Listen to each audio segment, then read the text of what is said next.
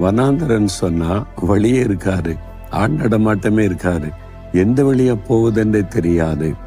அவாந்தர வெளி, டெசர்ட்ல எப்படி இருக்கும், எந்த பக்கமா போறது, எல்லாம் மணல் காடாகத்தான் இருக்கிறது.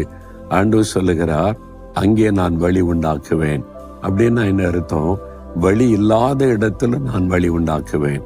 உங்க வாழ்க்கையில இந்த பிரச்சனை தீர வழியே இல்லை, இந்த கடன் பிரச்சனை மாற வழியே இல்லை, இனி குழந்தை பிறக்க வழியே இல்லை, எனக்கு இப்படி ஒரு வேலை கிடைக்க வழியே இல்லை அப்படின்னு நினைக்கிறீங்களா?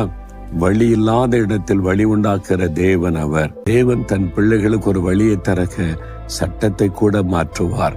அவராலே முடியும். அவர் ராஜ்யங்களை ஆளுகிற தேவன், அண்ட சராசரங்களை ஆண்டு நடத்துகிற தேவன்.